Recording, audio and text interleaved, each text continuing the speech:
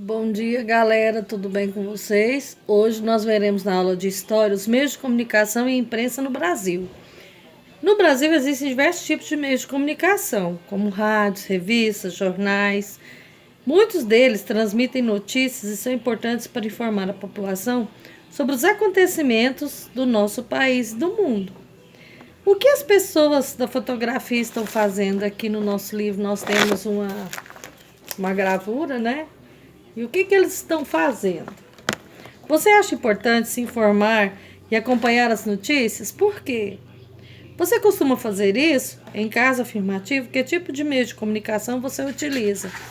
Hoje, com a mídia aí, é difícil a gente pegar um jornal para ler ou uma revista, né? Uma coisa assim. A imprensa no Brasil. O primeiro jornal que apareceu no Brasil chamava Clarim da Alvorada, publicado em São Paulo em 1932. Suas reportagens buscavam dar maior visibilidade à população afrodescendente, que costumava ter pouco espaço em outros meios de comunicação no período. A Revista da Semana de 1926, publicada no Rio de Janeiro, voltada para o público feminino, trazia conteúdos relacionados à cultura e à arte do período, com matérias sobre literatura, moda, comportamento e uma grande variedade de notícias nacionais e internacionais. O rádio também, né, que apareceu em 1930, olha aí, aparelho, olha como que era o rádio, em 1930. Aí a televisão, em metade do século XX, era assim, né? Então esse rádio era um meio de comunicação responsável por grande popularização da imprensa no Brasil em meados do século XX. Por quê? Porque nela que existiam as novelas, né? Radionovelas, as notícias, as músicas mais cantadas, né? Era tudo pelo rádio.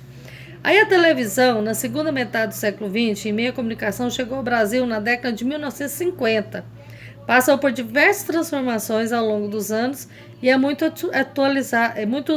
utilizada nos dias atuais. Então, para vocês verem, né? Desde muito remoto aparecem esses meios de comunicação. E quando lemos jornais e revistas ou assistimos ao noticiário da televisão, estamos entrando em contato com a imprensa. Você sabe o que é isso? A imprensa é o conjunto dos meios de comunicação que transmitem notícias à população. Nas imagens, conhecemos alguns exemplos desses meios de comunicação. Ao longo desse capítulo, vamos aprender mais sobre a história e a imprensa brasileira. Então, muito bem, né? Os primeiros jornais. A história da imprensa no Brasil começou no século XIX. Vamos conhecer como eram os primeiros jornais que foram criados nessa época? Em 1808, o jornalista Hipólito José da Costa começou a publicar um jornal mensal chamado Correio Brasiliense.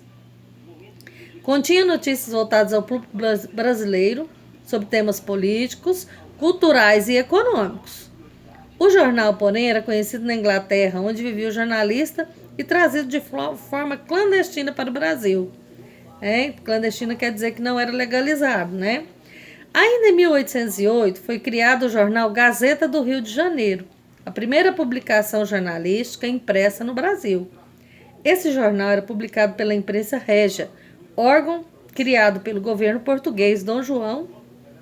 Sua publicação trazia principalmente informes oficiais do governo, notícias internacionais e fatos relacionados à família real. Aqui nós temos uma imagem na página 244, o equipamento de impressão em cerca de 1800. Nessa época era bem diferente de hoje, né? Olha quanta coisa que eles usavam, olha aí, né? Era aquela época que punha letrinha por letrinha, depois, né, trocava tudo. Era assim, muito demorado, né? O Brasil nos tempos do Império. O Império é na época que tinha um rei, né? Nas primeiras décadas do século XIX, o Brasil passou por uma importante transformação política. Deixamos de ser uma colônia de Portugal e nos tornamos um país independente. Vamos entender melhor como isso aconteceu. Em 1808, a França entrou em guerra com alguns países europeus, entre eles Portugal. Em meio ao conflito, a família real mudou-se para o Brasil. Durante os anos em que ficou aqui, Dom João implantou diversas medidas para que o Brasil pudesse abrigar a estrutura administrativa portuguesa, entre elas a Biblioteca Real, o Banco do Brasil e a imprensa régia. Em 1821, Dom João retornou a Portugal, deixando seu filho Dom Pedro para governar o Brasil.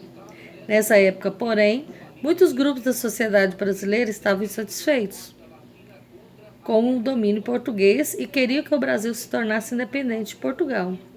Assim, em 7 de setembro de 1822, com o apoio desses grupos, Dom Pedro proclamou a independência, tornando-se imperador do Brasil. Veja a seguir a linha do tempo sobre o Brasil no período do Império.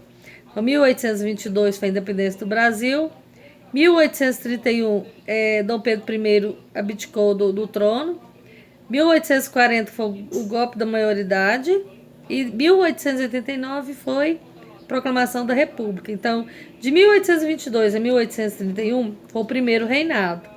De 1831 a 1840 foi o período de regencial, né? E de 1840 a 1889 foi o segundo reinado. Então aí fala sobre cada um para a gente descobrir como que foi, né? A imprensa ilustrada. Ilustrada quer dizer os desenhos, né? Observe a imagem. Aí tem uma imagem legal aí. Parece uma árvore de Natal com o Papai Noel, né? Olha aí, olha que bonito, tá vendo?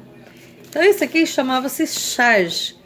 Era publicada na revista Ilustrada, produzida por Ângelo Agostini, em 1886. A charge faz uma crítica ao imperador Dom Pedro II, que estaria distribuindo presentes de Natal aos políticos, que na verdade seriam vantagens e privilégios.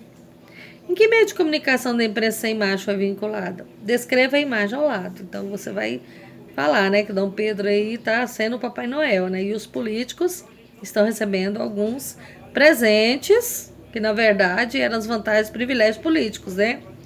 Ao longo do segundo reinado, diversos jornais e revistas passaram a ser publicados no Brasil. Muitas dessas publicações assumiram uma posição crítica em relação ao governo e utilizaram recursos ilustrados como as charges para comunicar à população sua insatisfação política. Um dos principais artistas que produziam charges no Brasil nessa época era Ângelo Agostini, que dirigia a revista Ilustrada. A primeira imprensa, a imprensa e o fim da escravidão. No segundo reinado, ainda existiam milhares de pessoas escravizadas no Brasil. No entanto, as críticas ao escravismo no nosso país ganharam força na segunda metade do século XIX. Assim, ao longo dos anos, a abolição da escravidão passou a ser defendida por pessoas de diversos grupos sociais. Essas pessoas eram chamadas abolicionistas. Os abolicionistas costumavam utilizar a imprensa para divulgar suas ideias. Jornais de diferentes regiões do país passaram a denunciar a violência e a injustiça praticadas pelos escravistas e também a divulgar a luta e a resistência das pessoas escravizadas. Dessa maneira, a imprensa abolicionista contribuiu para acelerar o fim da escravidão no Brasil.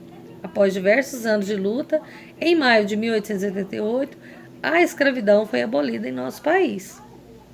Outra charge aí, ó. Ângelo Agostini, publicada na Revista Ilustrada em 1887. Na imagem, o escravizado está sendo disputado por fazendeiros e por abolicionistas, ó. Tá vendo? O negro, o escravo, e o pessoal, um puxa de um lado, outro puxa do outro. Tem a disputa. A imprensa e a república no Brasil. Na época da abolição da escravidão, havia muitas pessoas insatisfeitas com o governo imperial e que desejavam que o Brasil se tornasse uma república. No movimento republicano, durou várias décadas, ganhando força na segunda metade do século XIX.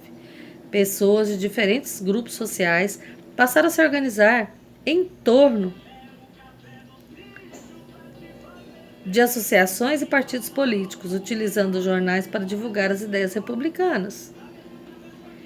No dia 15 de novembro de 1889, foi proclamada a República do Brasil.